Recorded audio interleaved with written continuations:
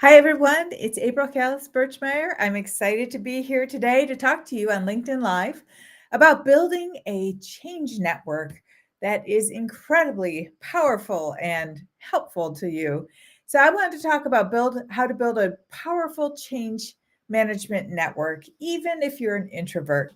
And I want to talk a little bit about why it's important to have a robust change network and how you could use your current network to really move up in your career.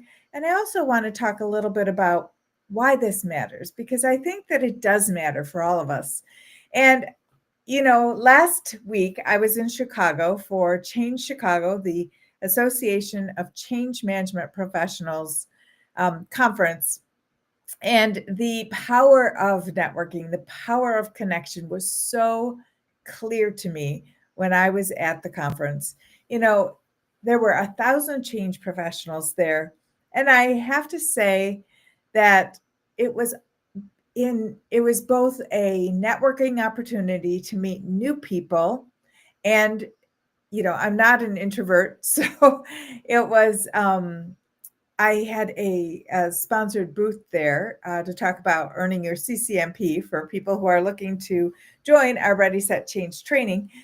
So I had this wonderful opportunity to meet new individuals. And then I think there was also this fantastic recognition of each other that have met each other before. And those people who are in my change network. Because, change does not happen in isolation. And I think one of the challenges that all of us have, not only as change management professionals or HR professionals or project management professionals, but as humans. I think one of our challenges is to connect with others and to help break the isolation that change can sometimes feel like it's causing. So, a powerful change management network really acts as your sounding board, acts as a learning community, and a platform for influence. It's how we gather insights and information and knowledge, and how we can celebrate each other and how we can grow.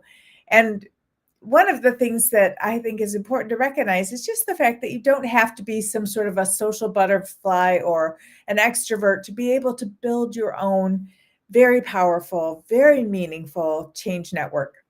So let's talk about that today. So I have a couple of strategies that I think are helpful. The first one is to really start with sharing, to start with generosity. So I think giving things first. I think giving opportunities or giving information to others, writing an article and sharing it, or even just sharing an article that you read. Maybe you saw something on Forbes that you thought, oh, this would be helpful, and you want to share it with others. There are so many opportunities to share information.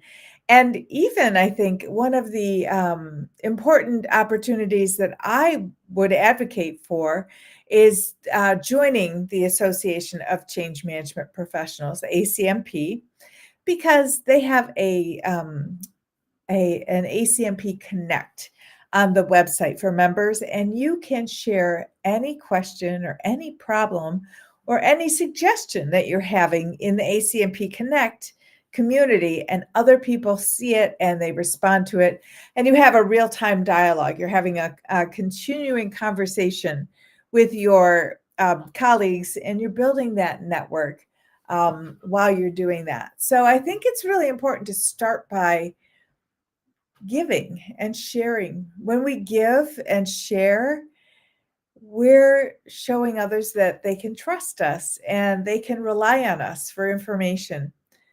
So maybe you're a little introverted, maybe you're not 100% sure you should be sharing something, but even if it's not something that you've created, sharing interesting comments and ideas and thoughts with others, with your clients, with your colleagues, maybe with your ACMP change, uh, local change management chapter, all of that can be very, very helpful in building this network that might feel daunting at first.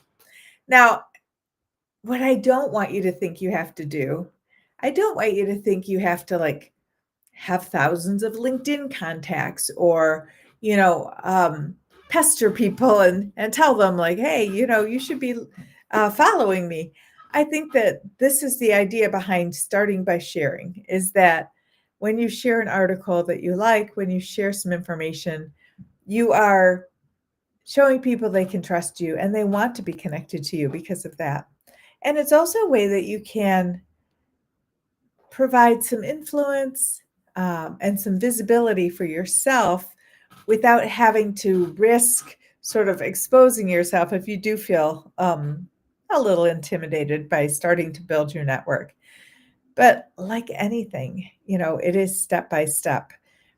You build one person that you know at your maybe a colleague that you work with, and then you add some more people, and then you become involved with associations like Project Management Institute if you're doing some project work, or maybe SHRM, Society of Human Resource Management, or maybe ACMP or CMI, Change Management Institute.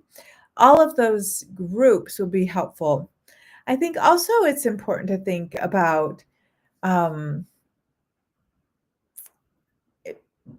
being sure that you can go deep into your area of expertise. You don't have to cast a wide net. Having some really valuable resources, people that you can talk with, that you can think with. I have some excellent sounding board folks who I feel really comfortable just being able to reach out to them and saying, would you mind listening or talking about something with me just so I can think about it? And that is because I'm not an extrovert or not an introvert.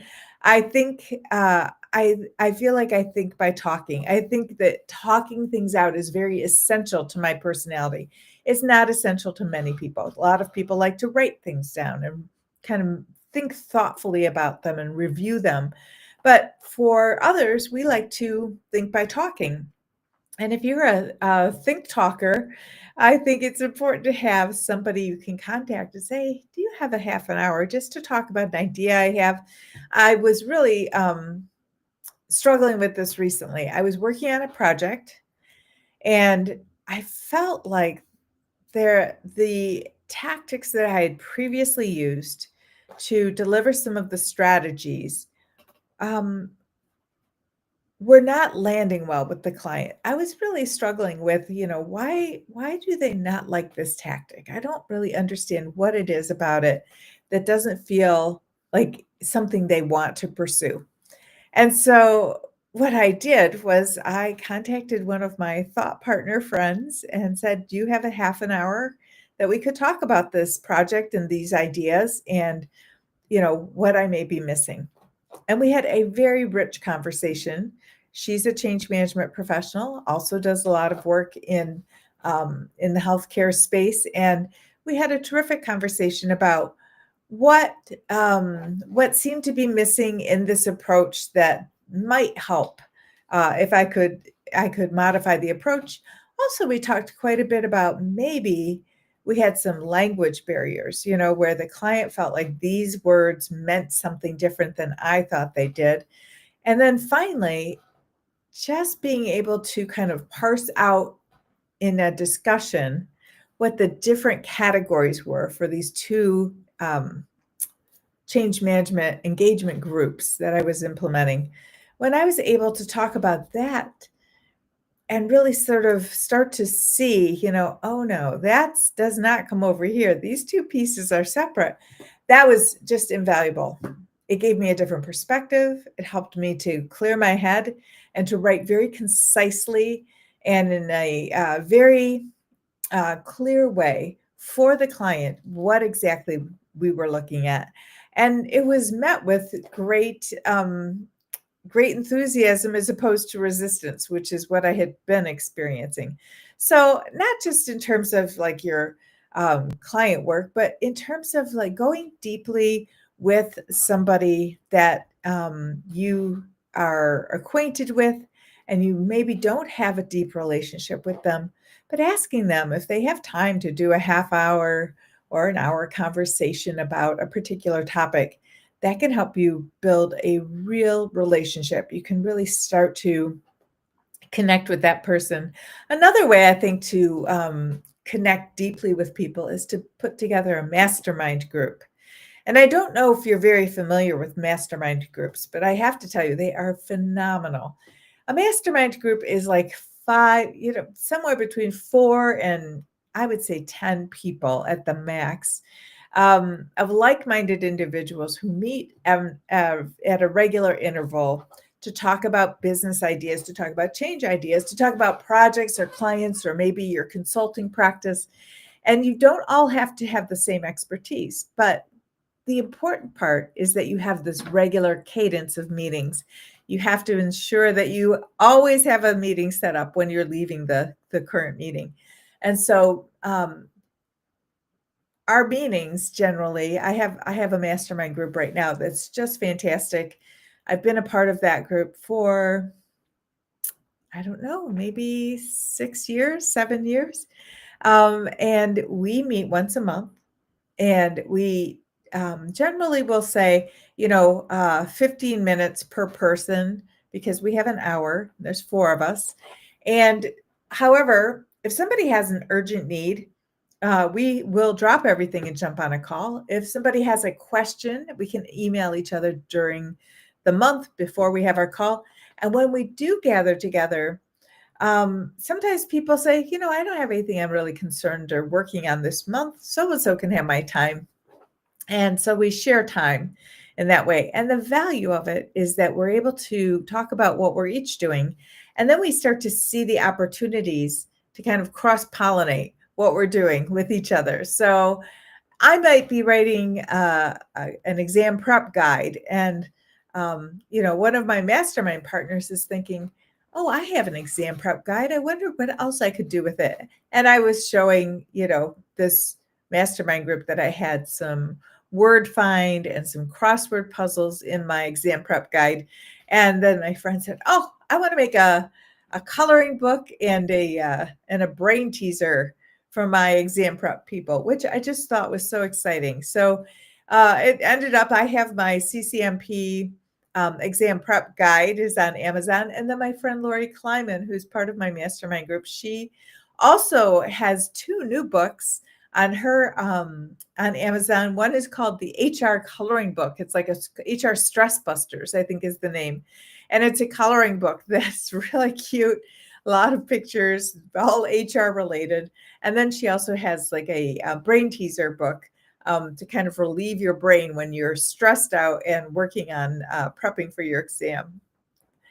I think that when you choose somewhere between, 3 and 6 people to try to connect with on a regular basis, at least once a month at the minimum, and you get to know each other, it can be a fantastic sort of refresher for your brain, for your ideas, and for your thoughts.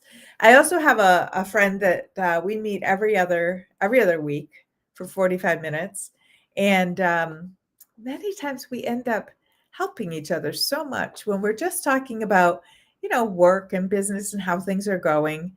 And I might say, well, I'm really thinking about, doing this kind of a workshop. And she might say, oh, I remember somebody who did something similar, and here's how it went. And we just share a lot of ideas. That's really helpful. I think also you should join purpose-driven communities like ACMP or SHRM or ATD or PMI. These associations put you in touch with like-minded people. And when you are in those communities, you see educational opportunities, conferences that you can attend and connect with others. It's a great way to build your network. It's a fantastic step in the right direction. Now, you might think, well, I don't know if I would really make use of a community. I'll tell you when you won't make use of a community. If you don't join, if you don't belong, you will not be able to make any use of that community. And joining sometimes forces you to put the time in and make sure that you are participating in webinars or going to educational sessions, or even more effective, if you really want my secret for amazing networking, the secret is to volunteer for the organization. This is the biggest thing that I have done for my network and my career is being a volunteer. Now, it's hard to be a volunteer. I have talked to myself many times and said, I don't have very much time to volunteer. I had 3 daughters under the age of 16 and was volunteering for ACMP because I wanted to build a personal network that was powerful, that would help me, that would expand my vision between, my job, which was exhausting, taking care of my 3 daughters. I didn't have a partner at the time. My starter husband had moved on in a different direction, and I was really struggling. But instead of kind of pulling back into myself, I pushed in and volunteered for ACMP and met the most amazing people who are still part of my powerful network. I love the people that I connected with and still am friends with them. And so I was thrilled to see at the conference people like Nisha. I have some of my students like Jamie was there, and I had my student Sarah was there, and of course Sherry was there. I mean, it was just so exciting to see everybody in person, but really the way to get connected and to build those deep, powerful relationships is by volunteering with a group. And you don't have to volunteer on something that takes all your time. I mean, I'll tell you the things that I have volunteered for. I have served on the board of the Michigan National Speakers Association. And the first time I joined the board, I was in charge of the volunteers, which you can't screw that up too badly. I think that's why they let me have it. Let April do the volunteers. So I was in charge of the voluntary volunteers. And we had some really exciting groups that were engaged and kind of energized about volunteering for the chapter. And then I moved into PMI, the Project Management Institute. I became a PMP in 2012, and I decided to volunteer at my local chapter. And I would do speaking for our meetings. I would talk about change management because I had a deep interest in change management, deep expertise, and I wanted to share it. So that's how I built a really wonderful PMI project management network. And then ACMP was formed about that same time. And I volunteered to help with the standard. And I was very fortunate. I felt so thrilled to be selected to work on the standard working group who created the first standard. And then after that, I stepped back a little bit and did some lighter duty. I was a speaker on the speaker selection committee for ACMP for one of the conferences. I was a speaker liaison who helped the speakers get their slides done and, introduce them at the conference. I worked a little bit on certification governance. We had a governance group at that time, and I think we met once a month. And then I was asked to co-lead a larger initiative that was thinking about how do we evolve the standard going forward. But sometimes I'm doing a small part, like maybe I'm just the welcome person at a meeting, or maybe I'm, helping the treasurer, get pieces in place for end of the year summaries and tax filings.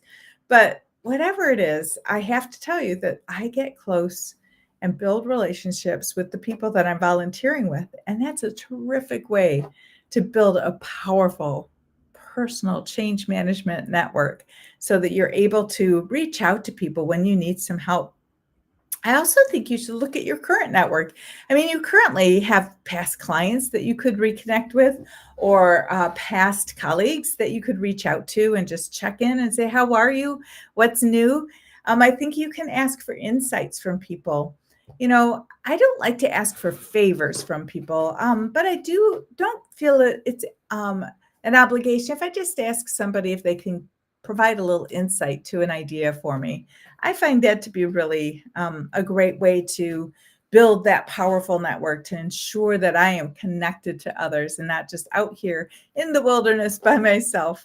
I also like to share my wins. And I'm in a fortunate position because I'm helping people earn their CCMPs so I can share their wins, which is so thrilling. Even better than sharing my own wins is sharing their wins. In fact, this year at the conference, I was excited. We had a video board that showed all of the folks that we had assisted with earning their CCMPs. And we had over 130 people on this list. And it played the entire conference, all of the names of people who had earned their CCMPs through Springboard. And that was very exciting. So if you feel like you're an introvert, that's okay. Introverts are great listeners, very deep thinkers, and they like to be very intentional with their communication. As an extrovert, I will tell you that sometimes I talk too much and I jump in too quickly. And sometimes I really wish I was a little more introverted and could take my time and think things through before I just jump in. But I think it's this focus that introverts have many times that's so valuable, this ability to sort of pause and truly assess a situation. And you don't have to dominate the room. You just have to be able to share your gifts and your strengths with others, and not in a loud way. And I think also that many of our in-person opportunities to connect with people went away during COVID, and many of them haven't come back. But I still find great value in virtual connection. I learn a lot from being a part of webinars, workshops, trainings with others who I'm never probably going to meet them in person unless we are attending a conference together. And so it's a really wonderful gift that COVID gave us, in the sense that we're also comfortable and used to working together online, whether on Teams or on Zoom. It's a fantastic way to be able to connect with people, even if you can't be there in person. And recently, my ACMP chapter did a really neat thing. We had a coffee chat at a coffee shop, and we had I live in Michigan, which means that this is my map. And so this is Detroit down here. We had coffee over here in Grand Rapids. We had coffee over here in the Bay City area. And then I think we had coffee down here in the Metro Detroit area, down in Novi. And it's a wonderful way to be able to see some people that you normally see virtually in person and be together and just say hello.